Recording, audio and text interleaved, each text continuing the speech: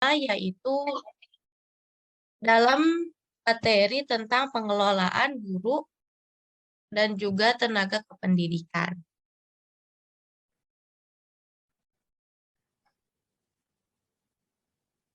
Boleh dilanjut, Ya, silakan. Ya, lanjutkan aja. Ya, sebentar, Pak. Slide-nya belum itu, Pak. Belum keluar di saya.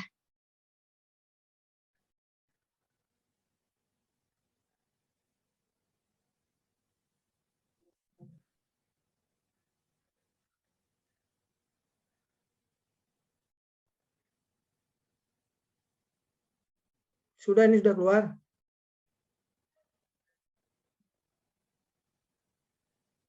Bentar, Pak. Mungkin di saya jaringannya. Digantikan dulu temannya tuh.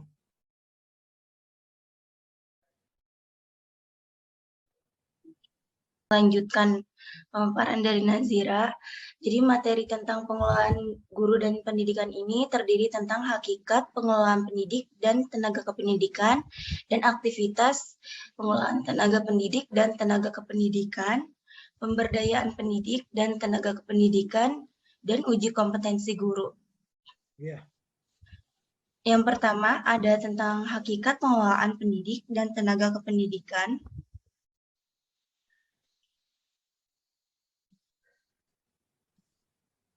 Nah, pengertian dari pendidik itu adalah menurut Undang-Undang Sekdiknas, pendidik adalah tenaga kependidikan yang berkualifikasi sebagai guru, dosen, konselor, pamong belajar, widyaswara, tutor, instruktur, fasilator, dan sebutan lain yang sesuai dengan kekhususannya, serta berpartisipasi dalam penyelenggaraan pendidikan. Menurut Al-Aziz, pengertian pendidikan adalah menjelaskan bahwa pendidikan adalah orang yang bertanggung jawab dalam menginternalisasikan nilai-nilai religius dan berupaya menciptakan individu yang memiliki pola pikir ilmiah dan pribadi yang sempurna. Punten Teh Rani, sebelumnya ini di teman-teman juga belum ada Teh. Slide-nya masih di slide tentang pengelolaan guru dan tenaga kependidikan. Oh, belum muncul ya? Iya, Bapak, makanya. Oh, ini lelet itunya. Coba diganti di share screen-nya oleh teman yang lainnya. Ini keluar dulu. Keluar dulu.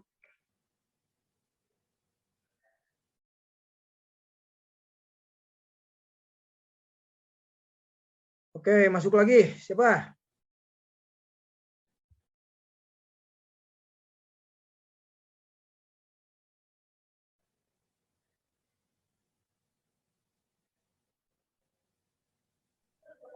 Maaf Pak, udah ada belum Pak? Sudah. Ada Nis. Berarti kita ulang aja ya dari yang pengertian. Pengertian pendidikan itu menurut Undang-Undang Sekdiknas, pendidik adalah tenaga pendidikan yang berkualifikasi sebagai guru, dosen, konselor, pamong belajar, widyaswara, tutor, instruktur, fasilator, dan sebutan lain yang sesuai dengan kekhususannya, serta berpartisipasi dalam penyelenggaraan pendidikan. Menurut Al-Aziz, pengertian pendidikan adalah orang yang bertanggung jawab dalam menginternalisasikan nilai-nilai religius dan berupaya menciptakan individu yang memiliki pola pikir ilmiah dan pribadi yang sempurna. Selanjutnya tentang pengertian tenaga pendidik. Tenaga pendidik adalah guru. Guru itu adalah suatu sumber belajar bagi KBM tingkat dasar, kegiatan belajar mengajar tingkat dasar. Kualitas guru akan menentukan keberhasilan dari kegiatan belajar mengajar pada setiap instansi pendidikan di sekolah. Guru adalah pendidik yang memiliki kompetensi sebagai agen pembelajaran pada jenjang pendidikan dasar dan menengah serta pendidikan usia dini yang meliputi kompetensi pedagogik, kompetensi kepribadian, kompetensi profesional, dan kompetensi sosial. Selanjutnya, kewajiban guru. Dilaksanakan melalui tugas keprofesionalannya, guru itu memiliki kewajiban yang telah ditetapkan dalam Undang-Undang Guru dan Dosen pasal 20 poin A sampai E. Yang pertama, merencanakan pembelajaran dan melaksanakan proses pembelajaran yang bermutu serta menilai dan mengevaluasi hasil pembelajaran. Yang kedua, meningkatkan dan mengembangkan kualifikasi akademik dan kompetensi secara berkelanjutan sejalan dengan perkembangan ilmu pengetahuan, teknologi, dan seni. Bertindak objektif dan tidak diskriminatif atas dasar pertimbangan jenis kelamin, agama, suku, ras, dan kondisi fisik tertentu atau latar belakang keluarga dan status sosial ekonomi peserta didik dalam pembelajaran. Yang keempat, menjunjung tinggi peraturan perundang-undangan, hukum, dan kode etik guru serta nilai agama dan etika. Yang kelima, memelihara dan memupuk persatuan dan kesatuan bangsa. Ya. Selanjutnya tentang pengertian dari tenaga pendidik. Nah, tenaga pendidik itu menurut Anwar Arifin, tenaga kependidikan adalah anggota masyarakat yang mengabdikan diri dan diangkat untuk menunjang penyelenggaraan pendidikan. Sedangkan dalam Undang-Undang Sisdiknas nomor 20 tahun 2003, pasal 39 ayat 1 disebutkan bahwa tenaga kependidikan itu bertugas melaksanakan administrasi, pengawasan, dan pelayanan teknis untuk menunjang proses pendidikan pada satuan pendidikan. Nah, berarti bahwa tenaga kependidikan ini memiliki peran sebagai tenaga administratif atau pengawas pendidikan yang menunjang penyelenggaraan pendidikan di sekolah atau di madrasah. Juga sebagai tenaga pelayanan teknis yang bertujuan memberikan jenis pelayanan yang berkaitan dengan proses belajar mengajar di sekolah atau di madrasah. Selanjutnya ada tugas dan fungsi tenaga kependidikan dalam kependidikan. Berdasarkan Undang-Undang Nomor 20 Tahun 2003 Pasal 39, tugas dan fungsi tenaga kependidikan adalah yang pertama, tenaga kependidikan itu bertugas melaksanakan administrasi, pengelolaan, pengembangan, pengawasan, dan pelayanan teknis untuk menunjang proses pendidikan pada satuan pendidikan. Yang kedua, pendidik merupakan tenaga profesional yang bertugas merencanakan dan melaksanakan proses pembelajaran, menilai hasil pembelajaran, melakukan pembimbingan dan pelatihan, serta melakukan penelitian dan pengabdian kepada masyarakat, terutama bagi pendidik pada perguruan tinggi. Selanjutnya, tujuan pengelolaan pendidikan. Tujuan dari manajemen atau pengelolaan tenaga pendidik dan kependidikan secara umum itu ada 5. Yang pertama, memungkinkan organisasi mendapatkan dan mempertahankan tenaga kerja yang cakap, dapat dipercaya, dan memiliki motivasi tinggi. Yang kedua, meningkatkan dan memperbaiki kapasitas yang dimiliki oleh karyawan. Yang ketiga, mengembangkan sistem kerja dengan kinerja tinggi yang meliputi prosedur perekrutan dan seleksi yang ketat. Kemudian sistem kompensasi dan insentif yang disesuaikan dengan kinerja, mengembangkan manajemen serta aktivitas pelatihan yang berkaitan dengan kebutuhan organisasi. Yang keempat, mengembangkan praktik manajemen dengan komitmen tinggi yang menyadari bahwa tenaga pendidik dan kependidikan merupakan stakeholder internal yang berharga serta membantu mengembangkan iklim kerja sama kepercayaan bersama. Yang kelima, menciptakan iklim kerja yang harmonis.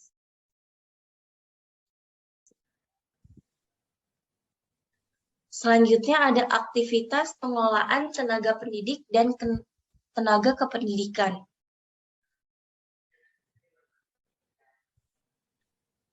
Yang pertama ada perencanaan pendidik dan tenaga kependidikan. Perencanaan pendidik dan tenaga kependidikan sekolah dilakukan oleh para penjabat yang berwenang, sedangkan perencanaan pegawai sekolah dapat dilakukan oleh kepala sekolah, Kandepak, atau Kakanwil Depak. Ada beberapa metode yang dapat kita gunakan untuk merencanakan sumber daya SDM, yaitu yang pertama, metode tradisional. Metode ini bisa disebut dengan perencanaan tenaga kerja yang semata-mata hanya memperhatikan masalah jumlah tenaga kerja serta jenis dan tingkat keterampilan dalam organisasi. Yang kedua, metode perencanaan terintegrasi. Dalam perencanaan terintegrasi ini, segala aspek yang penting dalam pembuatan dan pencapaian visi, organisasi, atau SDM menurut diperhatikan dalam perencanaan terintegrasi. Semua perencanaan berpusat pada visi strategis. Visi tersebut kemudian dijadikan standar pencapaian. Yang kedua, ada pengadaan pendidik dan tenaga kependidikan. Pengadaan tenaga pendidik dan kependidikan sekolah bertujuan untuk memenuhi kebutuhan tenaga kependidikan di sekolah, baik jumlah maupun kualitasnya. Kegiatan tersebut memerlukan kegiatan penarikan, yaitu proses pencarian, pemikatan para calon karyawan pelamar yang mampu untuk melamar sebagai karyawan. Yang ketiga, pengembangan pendidik dan tenaga kependidikan.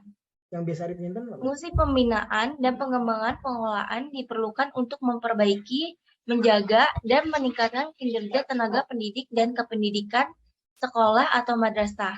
Kegiatan pembinaan dan pengembangan tidak hanya menyangkut aspek kemampuan, tetapi juga menyangkut karir tenaga pendidikan dan kependidikan. Nah, agar pengembangan tenaga pendidik dan tenaga kependidikan lebih efektif dan efisien, perlu ditunjang dengan manajemen kerja tenaga pendidik dan kependidikan. Yang meliputi yang pertama ada fungsi kerja esensial yang diharapkan oleh tenaga pendidik dan kependidikan. Yang kedua, besarnya kontribusi pekerjaan pendidik dan kependidikan bagi pencapaian tujuan pendidikan. Yang ketiga, arti konkret mengerjakan pekerjaan yang baik. Yang keempat, cara tenaga kependidikan dan dinas bekerja sama untuk mempertahankan, memperbaiki, dan mengembangkan kinerja yang sudah ada sekarang ini. Yang kelima, mengukur prestasi kerja yang akan diukur. Yang keenam, mengenali berbagai hambatan kerja dan menyingkirkannya.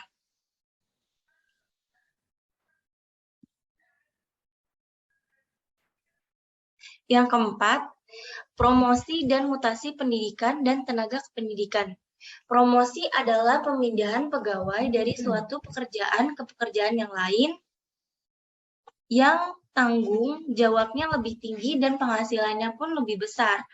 Organisasi pada umumnya menggunakan kriteria utama dalam mempertimbangkan seseorang untuk dipromosikan, yaitu ada prestasi kerja dan senioritas. Mutasi merupakan kegiatan manajemen tenaga kependidikan yang berhubungan dengan suatu proses pemindahan fungsi, tanggung jawab, dan status ketenaga kerjaan dari tenaga pendidikan pada situasi tertentu dengan tujuan agar tenaga pendidik dan kependidikan yang bersangkutan memperoleh kepuasan kerja yang mendalam dan memberikan prestasi kerja yang maksimal. Yang kelima, pemberhentian pendidik dan tenaga kependidikan. Pemberhentian pendidik dan tenaga kependidikan sekolah merupakan fungsi personalia yang menyebabkan terlepasnya pihak organisasi dan personil dari hak dan kewajiban sebagai lembaga tempat bekerja dan sebagai pendidik dan tenaga kependidikan dalam kaitannya dengan tenaga kependidikan di sekolah. Sebab-sebab dari pemberhentian pegawai itu ada 3 jenis. Yang pertama ada pemberhentian atas permohonan sendiri. Yang kedua ada pemberhentian oleh dinas atau pemerintahan. Yang ketiga pemberhentian sebab lain-lain, misalnya meninggal dunia dan mencapai batas pensiun.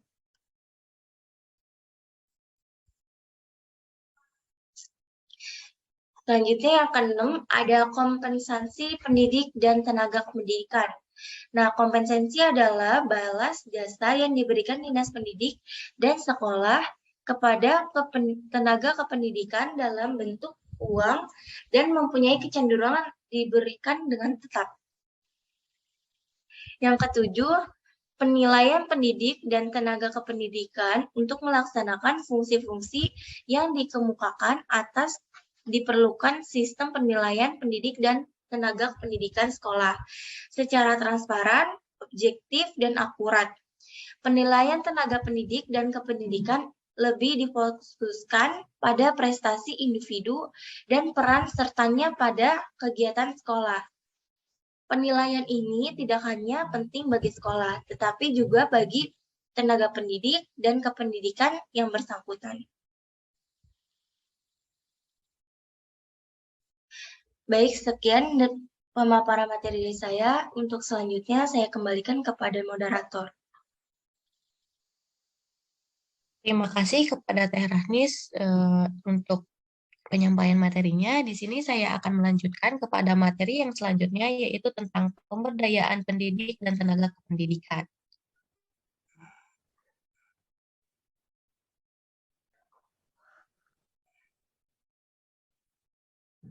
Nah, ada apa aja sih di dalam pemberdayaan pendidik dan tenaga kependidikan? Yang pertama yaitu ada tentang batasan pemberdayaan. Batasan pemberdayaan tenaga kependidikan dan yaitu mencakup upaya menjadikan guru-guru memiliki kompetensi yang profesional sehingga mendukung terciptanya suasana proses belajar mengajar yang kondusif juga dalam mencetak lulusan yang profesional juga. Yang kedua yaitu peningkatan produktivitas tenaga pendidik dan kependidikan. Nah, sebagai tenaga pendidik, kita juga harus memiliki produktivitas sebagai pemicu keunggulan suatu institusi ataupun lembaga untuk meningkatkan kualitas sumber dayanya. Nah, dengan niat yang baik dan manajemen yang baik, maka akan menghasilkan suatu kinerja yang memuaskan. Yang ketiga yaitu adanya pembinaan disiplin pendidik dan kependidikan. Ya, dari jenjang pemerintah sampai dengan kepala sekolah harus menumbuhkan sikap disiplin dalam pendidik dan tenaga kependidikan, terutama disiplin untuk diri kita sendiri.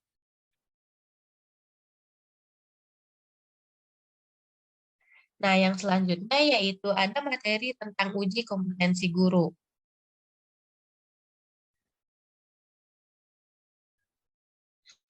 Dalam uji kompetensi guru ini, adanya program sertifikasi guru akan menguji 4 jenis kompetensi.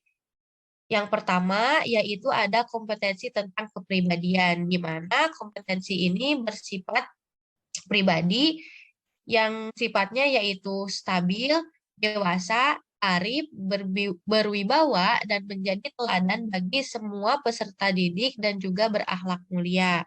Yang kedua, yaitu adanya kompetensi profesional, di mana kompetensi ini merupakan kemampuan penguasaan materi belajar mengajar secara luas dan mendalam. Yang ketiga, yaitu ada kompetensi pedagogik, di mana kompetensi ini merupakan kemampuan mengelola pembelajaran peserta didik. Dan yang terakhir, yaitu adanya kompetensi sosial, di mana ini merupakan sebuah kemampuan guru sebagai bagian dari masyarakat untuk berkomunikasi dan bergaul secara efektif. Di sini kami telah melaksanakan objek observasi untuk pengimplementasian dari pengelolaan tenaga kependidikan.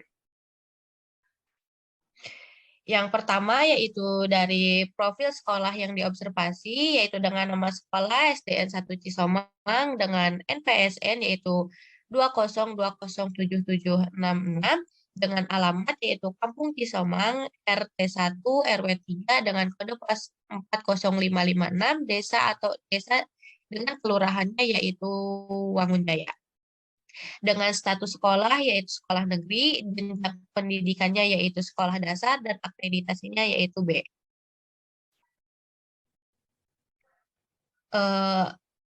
Untuk pelaksanaannya yaitu kami melaksanakan observasi pada hari Selasa tanggal 18 Oktober tahun 2022 bertepatan pada jam 9 waktu Indonesia Barat di SDN 1 Cisomang.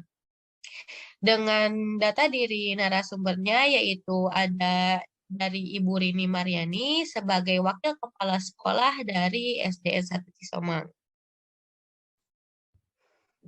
Nah, berdasarkan dari hasil yang kami observasi ini, SDN 1 Cisomang ini memiliki 16 tenaga pendidik yang terdiri dari kepala sekolah, wakil kepala sekolah, dan juga guru-guru yang sebagai pengajar di sana.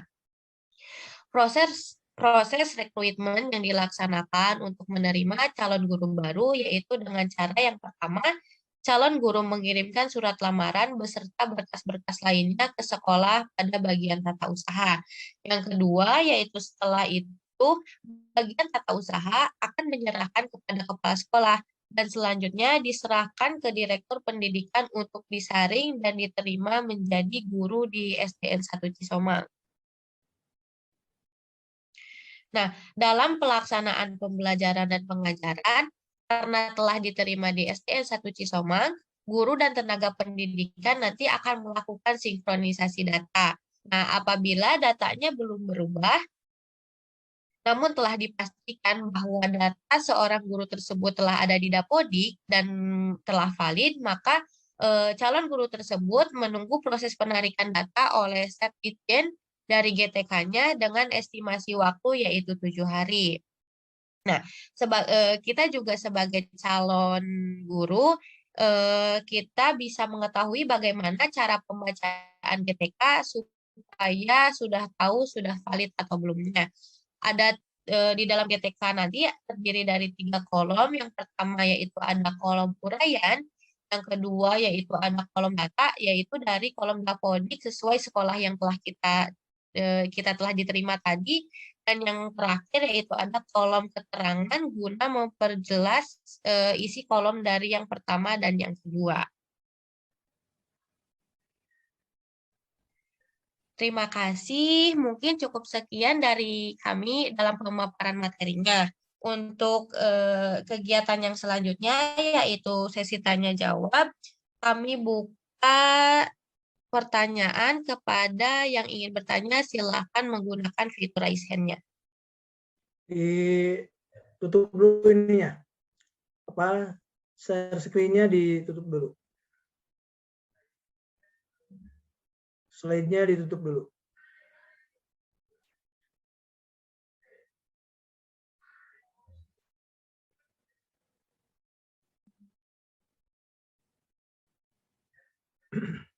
Satu, dua, berapa orang nih? Ada Intan, Vidya, Reza, Cynthia, Salma, Amanda, 1, 2, 3, 4, 5, 6, Ija, Melda, Indah, Siva, ya oke. Nanda, Disa. Tolong ini ditutup dulu, siapa? Ranis ya, siapa? Najira. Iya Bapak, sebentar katanya lagi loading Pak. Ya oke. Sambil nunggu ya. Jadi pengelolaan pendidik dan tenaga kependidikan ini, Hayati, siapa yang akan memandu? Saya Bapak. Baik, Oke. mungkin untuk penanya yang pertama kepada Teh Intan Nuraini untuk pertanyaan mangga. Sebelumnya terima kasih kepada moderator, saya Intan Nuraini dari kelompok 4, izin bertanya. Apakah tantangan pengelolaan guru dan tenaga kependidikan berbeda di setiap tingkatannya? Misalnya di SD, SMP, atau SMA, ataukah memiliki kesamaan dalam menghadapi tantangannya? Seperti itu, Teh. Terima kasih. Saya kembalikan kepada moderator. Baik, Teh Intan, terima kasih atas pertanyaannya. Untuk penanya yang kedua, yaitu kepada Teh Firda Nurlatifah, disilahkan untuk bertanya. Baik, terima kasih kepada moderator. Izin bertanya, perkenalkan nama saya Firda Nurlatifah dari perwakilan kelompok 6. Izin bertanya, dalam PPT kan ada tujuan pengelolaan pendidikan ya. Pada poin kedua itu disebutkan bahwa meningkatkan dan memperbaiki kapasitas yang dimiliki oleh karyawan. Nah, pertanyaannya itu, untuk meningkatkan dan memperbaiki kapasitas tersebut, apakah diberikan suatu pelatihan atau bagaimana gitu cara mengatasinya? kasih. Baik, Teh Firda, terima kasih. Untuk yang selanjutnya kepada Kang Reza, dipersilahkan. Oke, terima kasih Teh Nazira. Sebelumnya perkenalkan, saya Reza Maulana dari kelompok 8. Saya izin bertanya, kan tadi di PPT itu ada tenaga pendidik yang diberhentikan oleh pemerintah atau dinas. Nah, itu bisa disebutkan nggak contohnya kenapa si tenaga pendidik itu bisa diberhentikan sama pemerintah atau dinas itu. Terus ada juga tentang kedisiplinan tenaga pendidik. Nah, kalau misalnya nih tenaga pendidik itu dia tuh terlambat masuk kelas atau terlambat masuk ke sekolah, nah itu sebagai siswa itu harus gimana? Kayak apa ya? Bukan reaksi. Pokoknya si siswanya itu harus bagaimana? Apakah boleh menegur atau sebagainya seperti itu? Terima kasih. Sikapnya bagaimana gitu ya? Nah, iya Pak, seperti itu. Ya, oke. Baik, terima kasih kepada Kang Reza. Dan yang selanjutnya kepada Teh Salma, dipersilahkan.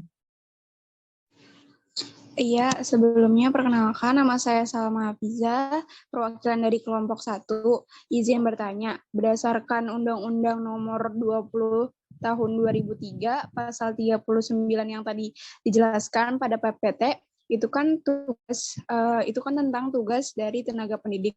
Nah, apakah dalam menjalankan tugasnya itu terdapat kesulitan? Jika iya, tolong dijelaskan. Terima kasih. Terima kasih kepada Teh Salma atas pertanyaannya. Yang selanjutnya yaitu ada Teh Amanda Mutiara, dipersilahkan.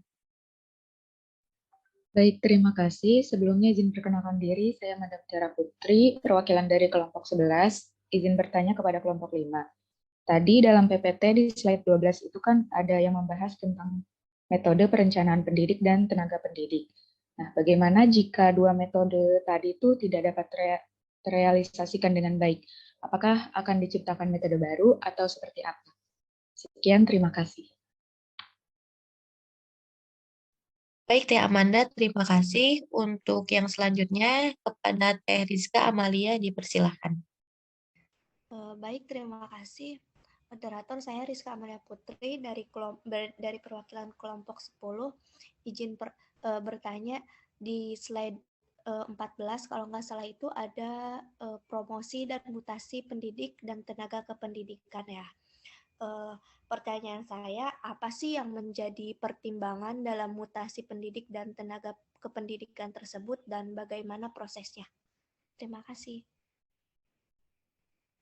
Baik, terima kasih kepada Teh Rizka. Untuk penanya yang selanjutnya kepada Teh Mela, dipersilahkan. Baik, terima kasih kepada moderator.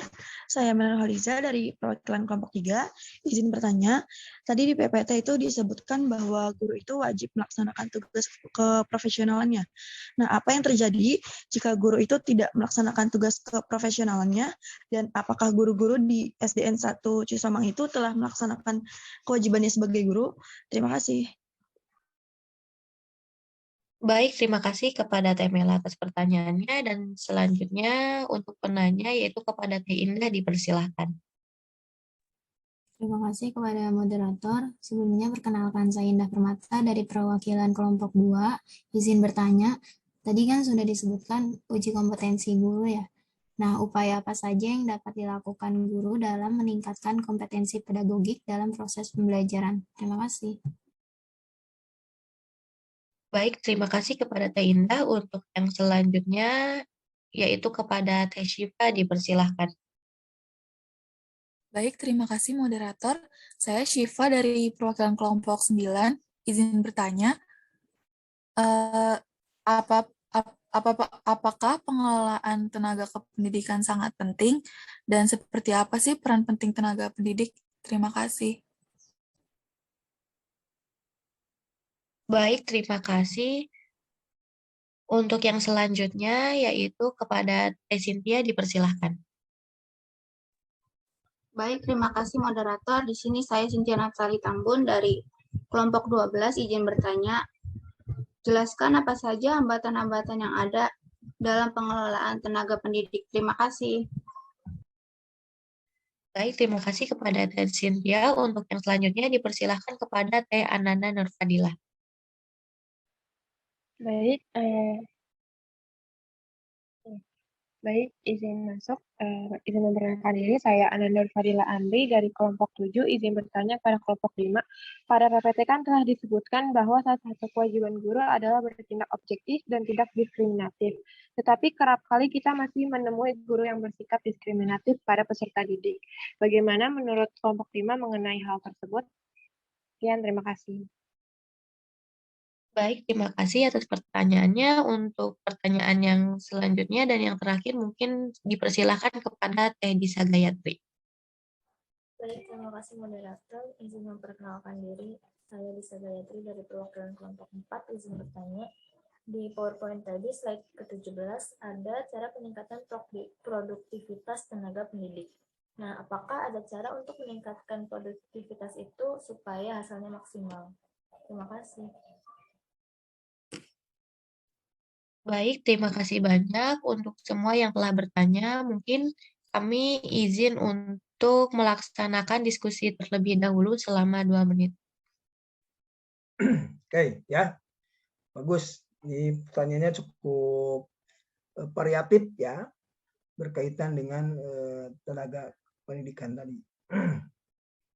Nah, tadi saya kan sudah bahas beberapa dinamika berkaitan dengan tenaga kependidikan ya, tenaga pendidik dan tenaga kependidikan.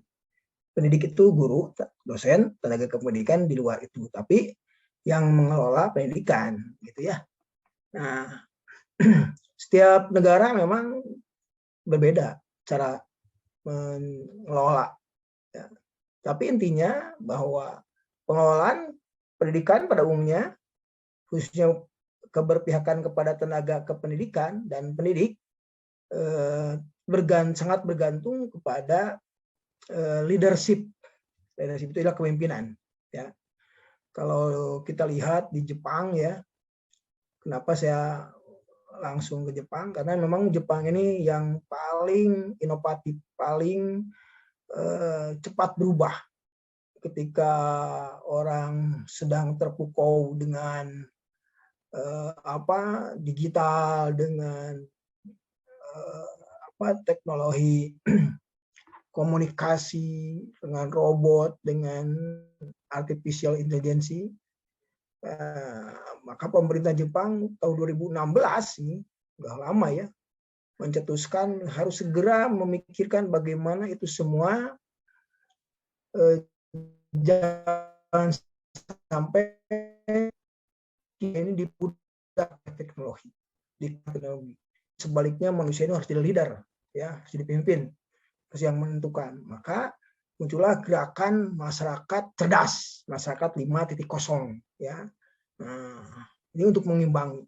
Itu tentu saja bergerak dari hasil perenungan atau kontemplasi bagaimana dari sisi fakta bahwa kehidupan sudah mulai bergantung ya, pada proses digital ya, mulai dari belanja, memenuhi kebutuhan, termasuk belajar kita hari ini ya.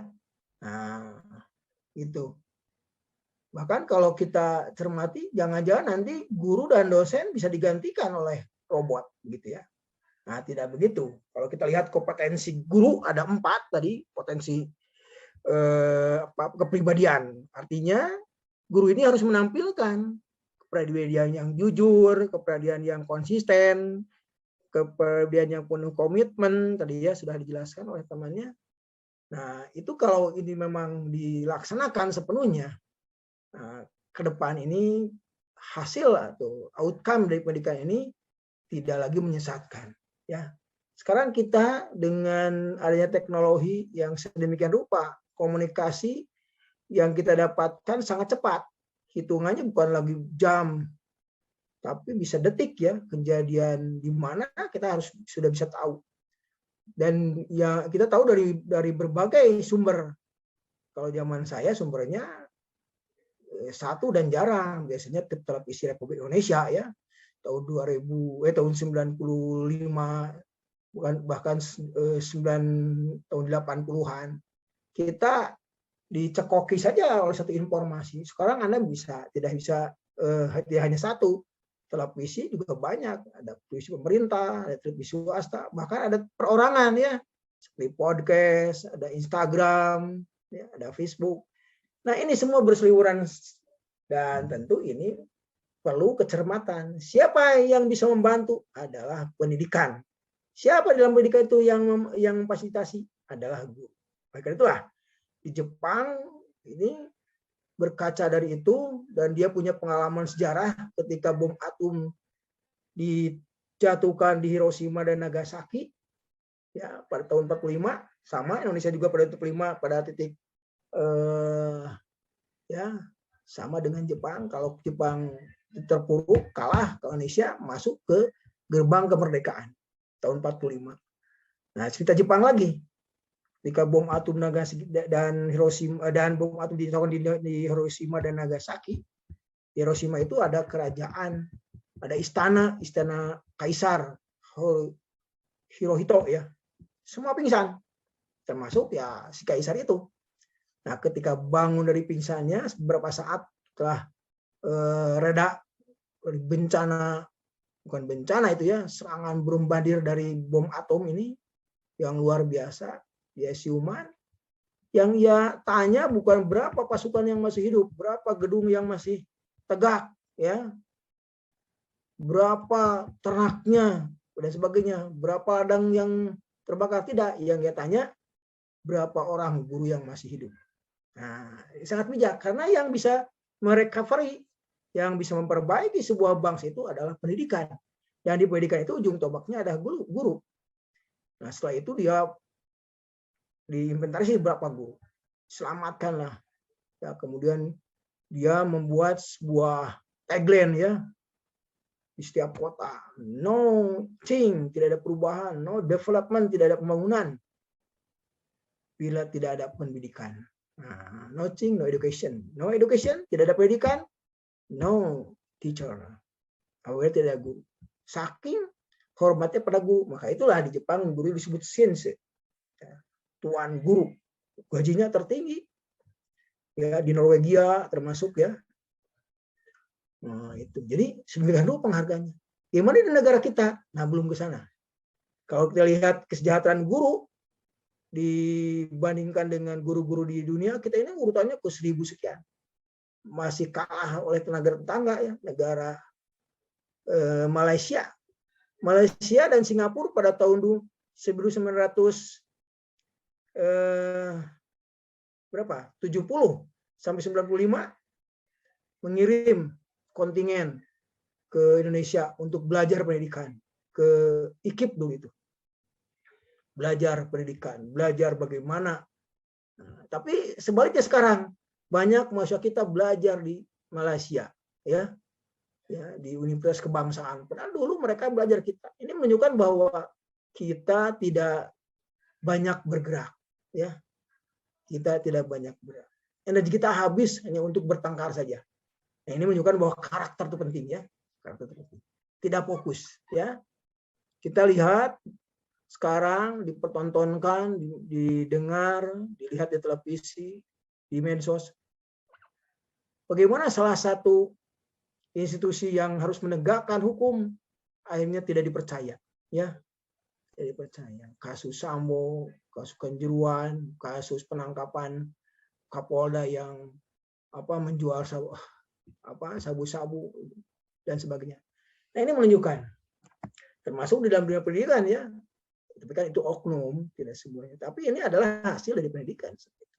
Nah, jangan terjadi. Makanya itulah yang perlu ditekankan adalah kompetensi kepribadian, di mana guru itu harus menunjukkan kepribadian yang baik.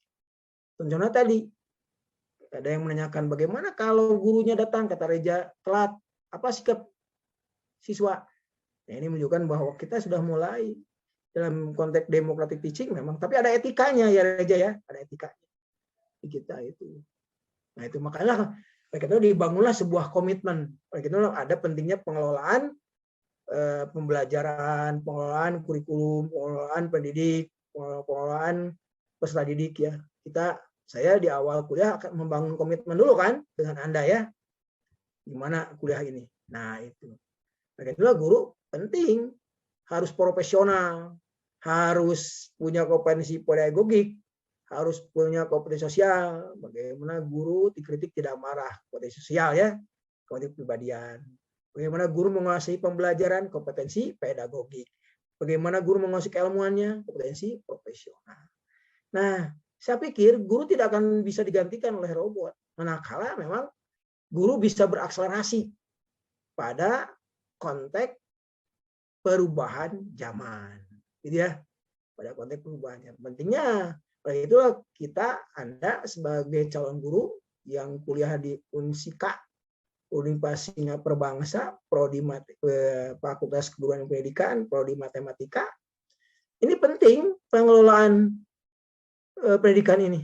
Karena bicara bagaimana desain pembelajaran ke depan yang merupakan blueprint untuk membangun sebuah desain kebangsaan ke depan. Ya, ini tambahannya.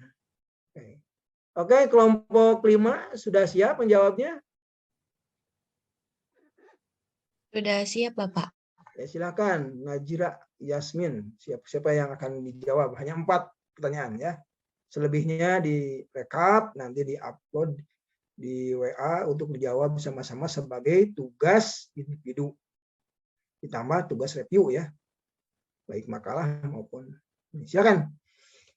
Najira. Baik, mungkin untuk pertanyaan Teh Amanda sama Teh Sitiya akan dijawab oleh Teh Ranis. Kepada Teh Ranis dipersilakan. Ya, silakan. Terima kasih moderator, izin menjawab pertanyaan dari Teh Amanda Mutiara Putri. Yaitu pertanyaannya, bagaimana jika dua metode perencanaan peserta didik dan tenaga pendidikan pada slide 12 tidak dapat terrealisasikan dengan baik? Apakah akan menciptakan metode baru? Jika iya, perkirakan metode apa yang cocok untuk digunakan? Untuk jawabannya, menurut dari pendapat kelompok kami, jika metode tersebut tidak dapat terrealisasikan dengan baik, maka akan diadakan sebuah evaluasi dari metode tersebut. Namun, untuk perubahan metodenya sendiri, mungkin dari kelompok kami belum ada tambahan metode lain, tetapi mungkin bisa diperbaiki dulu metode yang sudah ada gitu, dengan cara atau jalan yang berbeda. Selanjutnya ada pertanyaan dari Teh Cynthia Natali Tambun, yaitu jelaskan hambatan-hambatan yang ada dalam pengelolaan tenaga pendidik. Untuk jawabannya, mungkin bisa guru didorong untuk mengatasi masalah yang mendasarinya yang bertentangan dengan kesalahan sebenarnya. Hal ini dicapai dengan menerapkan prinsip-prinsip demokrasi untuk meningkatkan rasa hormat, kesetaraan, dan martabat, dan untuk membantu siswa memahami konsekuensi alami dan logis dari perilaku guru.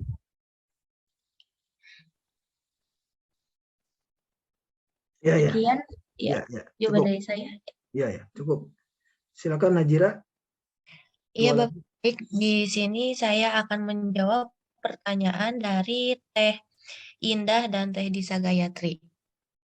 Untuk pertanyaan dari Teh Indah, yaitu upaya apa saja yang dapat dilakukan guru dalam meningkatkan kompetensi pedagogik dalam proses pembelajaran. Nah, di sini ada beberapa upaya supaya guru bisa meningkatkan proses dalam pembelajaran.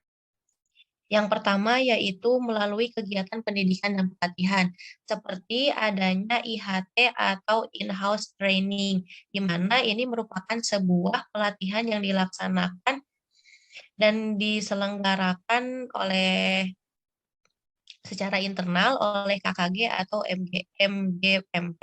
Dan yang kedua adanya program magang, di mana program magang ini merupakan pelatihan yang dilaksanakan oleh suatu institusi atau industri yang relevan untuk meningkatkan kompetensi profesional guru. Yang ketiga yaitu adanya pelatihan yang dilaksanakan di P4TK atau LPMP dengan diberikan wewenang dan juga diberikan pelatihan seperti pelatihan dasar, menengah, dan juga pelatihan di tingkat tinggi. Dan yang selanjutnya mungkin dengan melanjutkan pendidikan atau studi lanjutan sebagai pembina profesi guru melalui pendidikan lanjut juga merupakan pembinaan profesi guru di masa yang akan datang. Dan mungkin selain kegiatan dari kegiatan kependidikannya, melalui kegiatan seperti seminar, workshop, penelitian, ataupun kita sebagai guru menulis buku. Begitu, Teh. Dan untuk pertanyaan yang Teh Disa Gayatri, pertanyaannya yaitu di slide 17, ada peningkatan produktivitas tenaga pendidikan. Nah, apakah ada cara untuk meningkatkan produktivitas tenaga pendidik tersebut supaya lebih maksimal? Menurut kelompok kami, cara untuk meningkatkan sebuah produktivitas bagi kami sebagai tenaga pendidik yaitu dengan mengubah pola pikir kita atau growth mindset atau growth up mindset, di mana dengan mengubah pola pikir di sini, kita akan merasa bahwa bekerja itu sesuatu yang menyenangkan mungkin di dalam pekerjaan kita mengajar. Yang kedua, yaitu bekerja di suasana baru. Bekerja di suasana baru ini akan membuat kita sebagai calon pendidik supaya lebih produktif, seperti masuk ke dalam perpustakaan atau apa sih, belajar di luar, di taman, dan di tempat yang lainnya. Yang ketiga yaitu bekerja secara cerdas. Bekerja secara cerdas ini yaitu mencari metode mengajar paling unik agar berbeda dengan guru yang lain. Namun sebenarnya cara mengajar ini yang paling lebih sering disenangi oleh siswa-siswa karena mungkin beda dari pengajar yang lainnya. Dan yang selanjutnya ada penggunaan aplikasi. Karena kita sekarang sudah zamannya menggunakan internet ya, Teh. Jadi kita menggunakan banyak aplikasi ataupun media-media yang lainnya supaya kita bisa menggunakan aplikasi dengan baik dan juga kita bisa memberikan pengajaran kepada siswa-siswinya. Dan yang terakhir yaitu memanfaatkan teknologi cloud yang tadi seperti adanya mengerjakan dokumen-dokumen yang sifatnya kolaborasi ataupun dengan menggunakan berbagai cara yang lainnya. Mungkin seperti itu kepada Teh Disa dan Teh Firda dan Teh Indah. Maaf, apakah pertanyaannya sudah terjawab? Ya, bagus ya. Jadi Najira cukup banyak gagasannya kelihatan ya. Jadi upaya untuk meningkatkan kinerja atau produktivitas ya. Dalam pelayanan, produktivitas itu bisa diukur juga oleh kinerja ya. Kinerja. Jadi kalau bicara produktivitas itu seperti pabrik produktivitas ya. Kalau kinerja lebih kepada proses gitu ya. Kalau produktivitas hasil. Ya, tapi sama-sama saja. Di dalam pendidikan produktivitas itu adalah outcome. Ya. Dalam kinerja itu adalah proses. Nah, betul. Ada broken mindset ya. Jadi mindsetnya dibuka, blok-blok mindsetnya dibuka. Nah, itu yang cukup menarik ya. Jadi ya bahkan ada solusi-solusinya tadi ya, belajar di alam dan sebagainya. Nah, ini saya nambahkan bahwa pengelolaan pendidikan ini memang sangat menentukan ya ke depan mau seperti apa sih bangsa kita ya, bangsa kita ini. Kita menjadi sepertinya begini, satu kita ini sepertinya terpukau dengan kecepatan teknologi digital ya, sehingga kita lupa apa sih esensi dari pendidikan itu. Seperti begini, tontonan jadi tuntunan, tuntunan jadi tontonan. Itu karena kita terpukau pada teknologi ya. Kita sering nonton ceramah ya, nonton seminar, tapi hanya nonton menarik saja. Pak Kiai bicara hanya ketawa, senang aja ketawa. Di tontonan, padahal isinya harus jadi tuntunan. Sebaliknya, tontonan jadi tuntunan. Pak yang terjadi, mereka ingin cepat kaya, mengikuti investasi bodong, ya, berjudi. Nah, begitu ya, ada KDRT. Oh, jadi tahu ya KDRT seperti itu. Ada dipertontonkan seorang anak membunuh neneknya karena ingin motor. Nah, itu jadi tuntunan. Ya, merubah. Nah, ini kita terpukau dengan teknologi. Nah, inilah yang tantangan bagi kita ya, bagi guru. Guru harus memberikan contoh. Nah, tentu saja tadi dalam konteks manajemen pengelolaan pendidikan itu bisa didesain bisa tadi ya kata Najira, bagaimana kita membuka mindset untuk lebih kreatif ya, supaya lebih menyenangkan ya, supaya siswa ini menjadi welfare, menjadi sejahtera gitu ya, gitu. Nah, lebih demokratis. Nah, itu luar biasa itu ya. Dalam praktiknya memang tidak mudah dan tidak sederhana. Nah, itulah kembali kepada kompetensi pedagogi, kompetensi profesional, kompetensi kepribadian, kompetensi sosial. Nah, ini 4 kompetensi yang harus dikuasai oleh guru sehingga guru tidak bisa digantikan oleh robot dan sebagainya. Ya. Jadi pertama itu kita memang sedang terpukau ya. Sehingga kita tidak bisa membedakan mana yang benar, mana yang salah, mana yang harus jadi tontonan, mana harus jadi tuntunan. Kalau sekedar hiburan, ya kasus Lesti, ya silakanlah. Tapi bukan berarti jadi tuntunan, harus begitu ya. Tapi keberanian Lesti itulah yang kita perlu apresiasi. Walaupun ya tadi ya itu kan pendapat orang ya. Tapi ini kan jadi tuntunan kadang-kadang. Oh gitu ya. Gitu. Ya, begitu. Tuntunan jadi tontonan. Cara masak ya. Master Chip ya, cara masak dan sebagainya. Nah, itu banyak sekali. Tapi itu kan dinamika yang terjadi, kita tidak bisa menolak. Tapi bagaimana kita bisa memanfaatkan itu? Kata Najira, broken mindset. Nah, itu kata broken mindset ya. Rubah mindsetnya. Bahwa mengajar itu tidak sederhana sekarang itu di era digital. Mengajar tidak hanya seperti saya ngomong begitu saja, tapi bagaimana kita membangkitkan semangat untuk maju, ya, semangat untuk berkembang. Inilah peran kita, peran guru, gitu, ya. Yang kedua, komunitas pembelajaran, community learning. Tadi disebutkan untuk meningkatkan mutu, untuk meningkatkan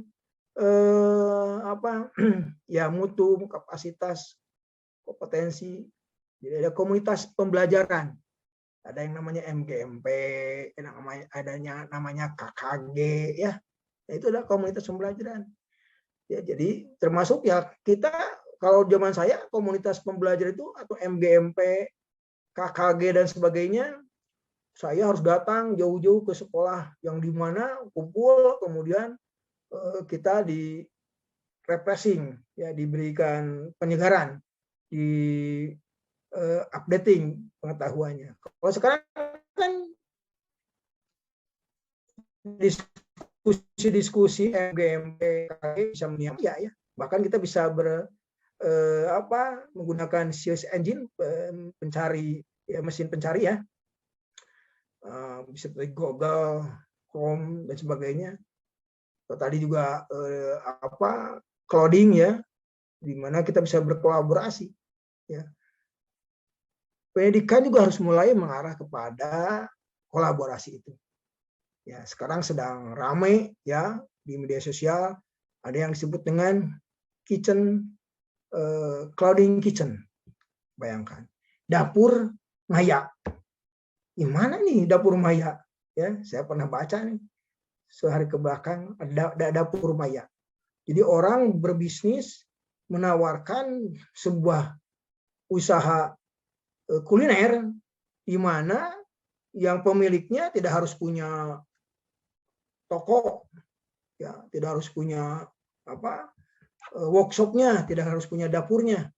Dapurnya cuma sewa saja. Dia ada sebuah ya broker atau bukan broker, ada sebuah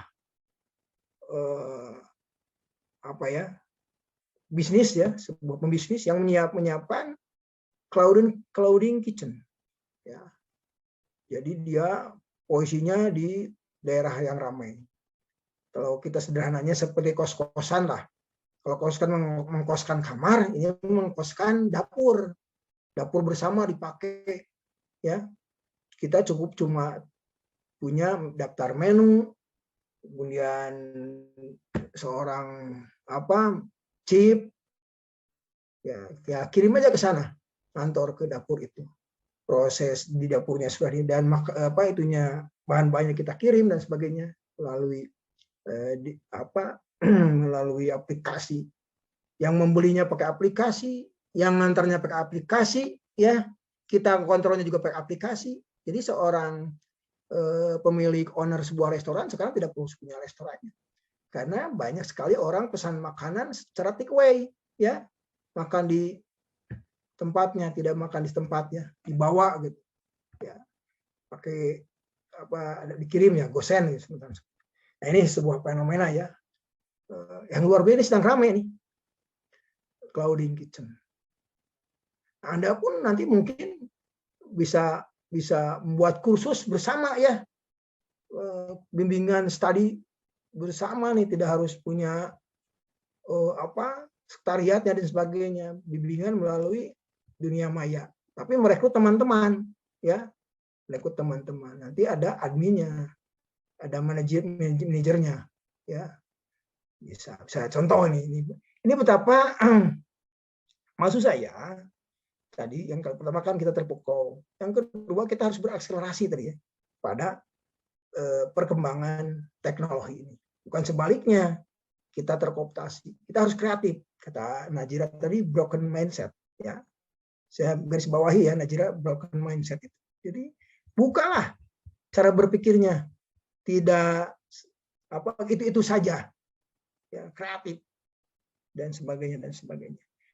Ini hal yang menarik ya, jangan sampai kita kalah oleh mesin. Kan kita belajar matematik sekarang, kalau anak saya aja contoh punya anak kelas 10 tanya ke saya, Pak, kalau eksponen ini gimana cara menjumlahkan dalam operasi eksponensial dalam matematik? Wah, saya sudah lupa lagi ya. Saya bilang coba cari di YouTube gimana nih cara operasi eksponensial, baik penambahan, pengurangan, pengalihan, pembagian. Dibuka ternyata ada ya rekamannya dan belajar. Itu bagus, maksud saya bagus itu. Orang kreatif menyimpan cara pembelajaran itu, dan orang sehingga sepertinya guru tadi perlu, tidak juga demikian ya, karena beda belajar melalui YouTube dengan langsung oleh gurunya. Nah, ini menunjukkan bahwa informasi itu bisa ada di mana-mana. Tinggal bagaimana kita memanfaatkannya, meredesain lagi, ya, mengkompilasi. Nah, ini begitu ya. Jadi kita tidak lagi, kita harus berakselerasi, menyesuaikan pada percepatan dan kecepatan. Yang ketiga ya, kita harus punya komitmen yang tinggi, ya, punya komitmen. Kita sebagai guru punya komitmen yang tinggi pada pekerjaan kita, supaya kita lebih layak jadi guru, menguasai 4 kompetensi, ya, kompetensi profesional, pedagogi, kompetensi apalagi sosial, dan kompetensi kepribadian. Ini sementara ya 3 hal. Jadi sekarang kita sedang terpukau oleh perkembangan teknologi, tapi kita harus sesuai berakselerasi misalkan ini dengan perkembangan. Yang ketiga tadi kita harus selalu mengembangkan diri ya. Bukan selalu kita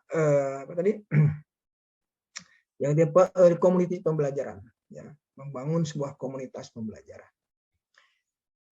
Ini saja. Ada tambahan silakan atau mau bertanya? Ya. Silakan. Kalau mau bertanya boleh. Atau yang lain-lainnya. Ya, silakan. Gimana? Izin masuk. Ya, saya mau bertanya tadi masih seputar yang kedisiplinan itu, Pak. Nah, saya kan pernah lihat ya video di Instagram gitu. Ada video itu di sekolah.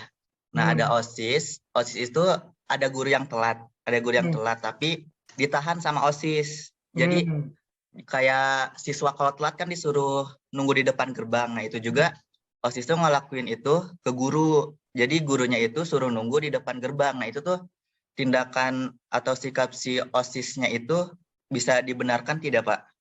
Ya, oke. Pendidikan itu adalah bukan hanya transfer knowledge ya, tapi juga transfer nilai. Ya, bicara nilai, tentu saja nilai yang kita anut adalah budaya pertama.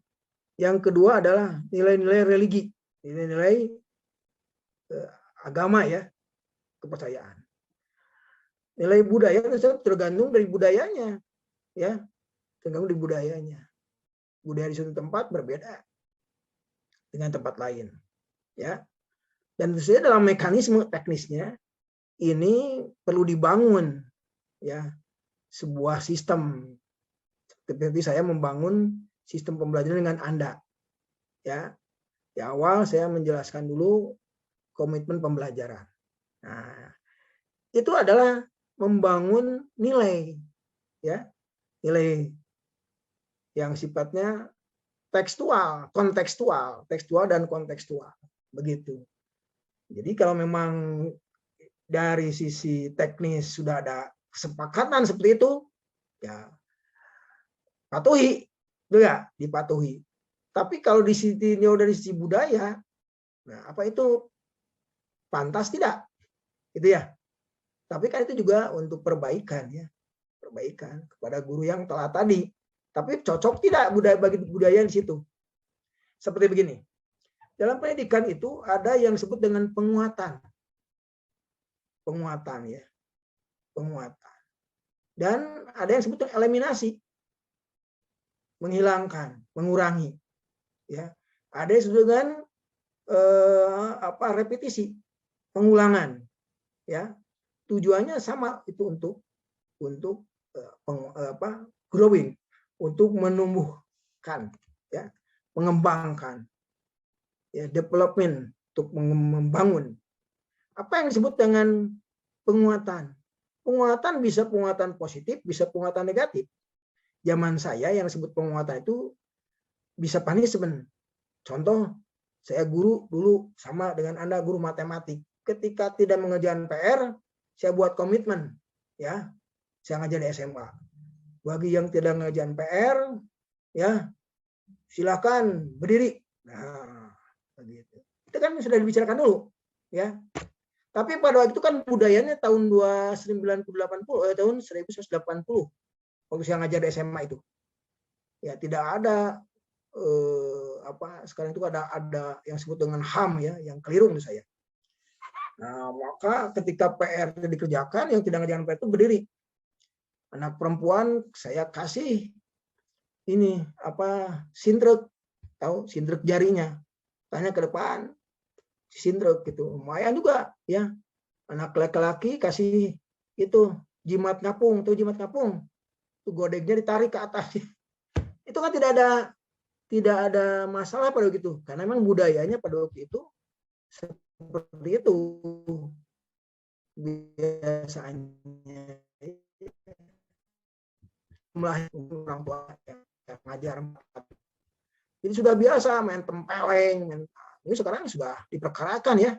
Nah, tetapi kan hasilnya sampai hari ini murid saya masih ingat pada saya. Ada yang di direktur perbankan masih ingat.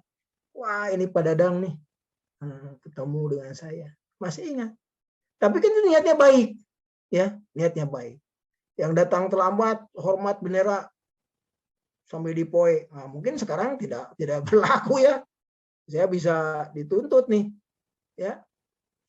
Nah, ini karena pada waktu zamannya beda, budayanya beda, ya. Orang tua ketika anaknya kena hukuman bukan protes. Bahkan saya pernah nih ngajar di guru di sekolah tentara.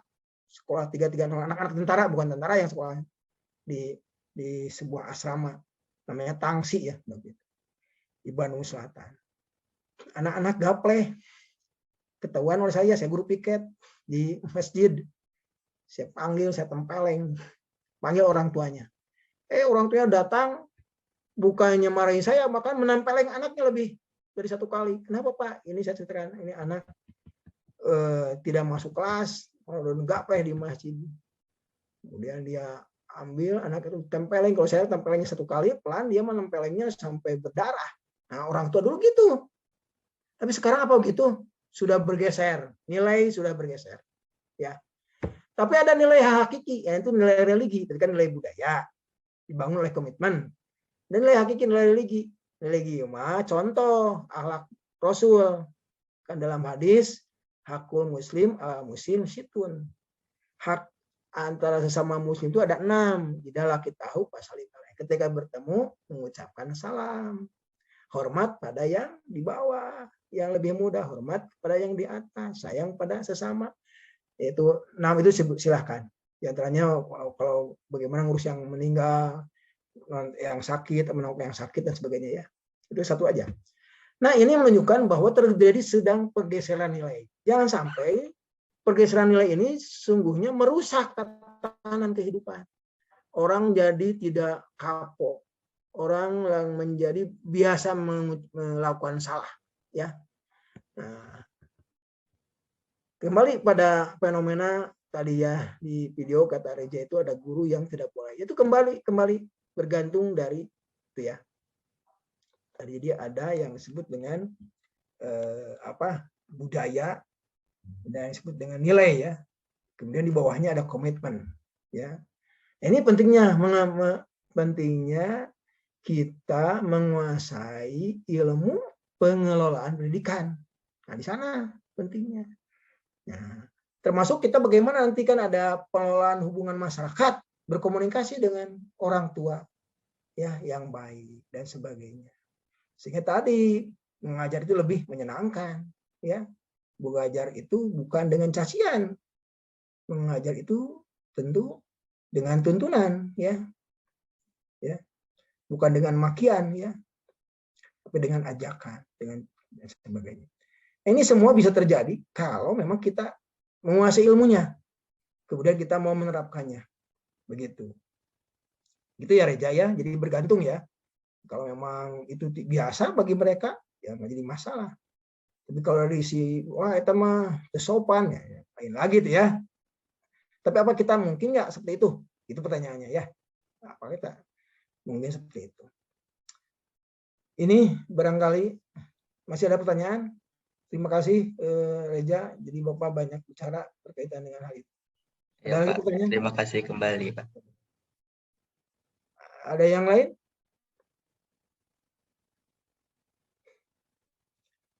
Oke.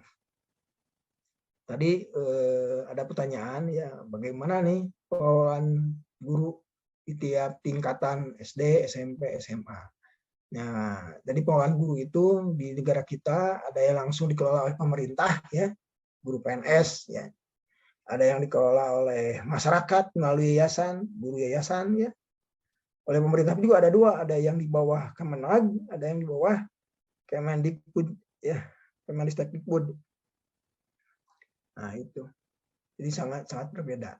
Tapi saya pikir ke depan akan ada perubahan-perubahan berkaitan dengan pengelolaan guru secara nasional ya. Mungkin ada perubahan-perubahan yang akan lebih praktis, lebih fleksibel dan lebih substansial. Praktis artinya tidak bertele-tele, tidak melalui birokrasi yang sangat panjang, simpel ya. Kemudian tadi substansial itu mengarah kepada pentingnya substansinya saja. Nah, oleh karena itulah guru di tingkat dasar berbeda dengan guru di tingkat menengah, apalagi di tingkat tinggi ya. Tapi intinya sama. Ada yang disebut dengan pengembangan karir ya. Ada yang pertama rekrutmen ya, pembinaan, pengembangan karir dan seterusnya. Guru-guru di tingkat dasar memang tadi ya kita harus senantiasa memberikan berubah, harus selalu mengadakan perubahan-perubahan ya. Karena tadi kan kita harus berakselerasi pada tingkat kecepatan.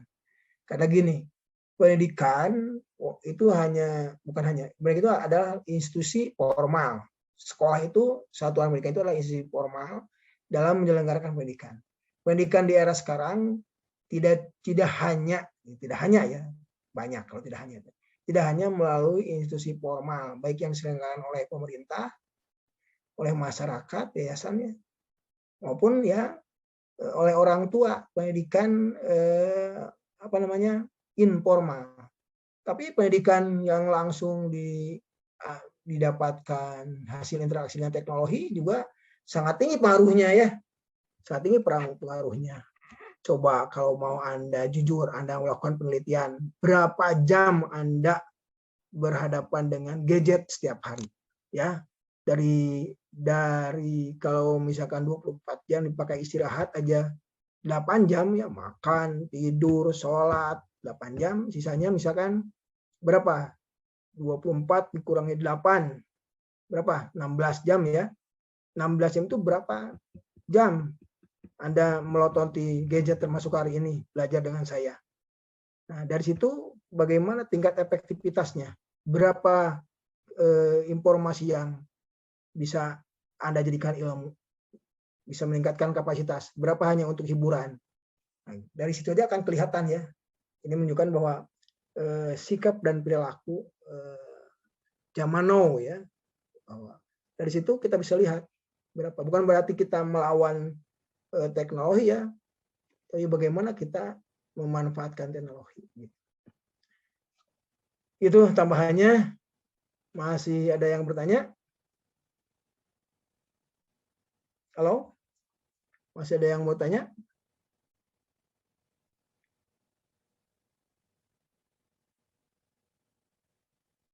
Kalau dianggap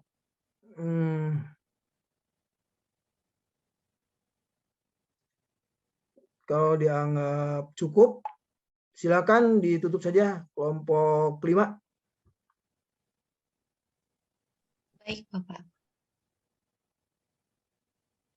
Terima kasih kepada teman-teman yang telah memperhatikan presentasi dari kami. Ada kesimpulan tentang pengelolaan tenaga kependidikan merupakan langkah penting dalam penyelenggaraan sistem pendidikan publik yang efisien dan juga efektif. Tenaga yang handal di dalam dunia pendidikan ini dapat diperoleh jika sistem pendidikan telah memiliki mekanisme yang ideal dalam proses rekrutmen, seleksi, penempatan, pelatihan, evaluasi, dan juga pemberhentian yang tepat. Dengan kata lain, sistem pendidikan nasional memerlukan mekanisme administrasi pendidik yang sesuai dengan pencapaian tujuan pendidikan nasional. Demikian presentasi dari kelompok kami. Terima kasih atas perhatiannya. Saya sebagai moderator pamit undur diri. Wabillahi taufiq wal hidayah. Wassalamualaikum warahmatullahi wabarakatuh. Waalaikumsalam warahmatullahi wabarakatuh.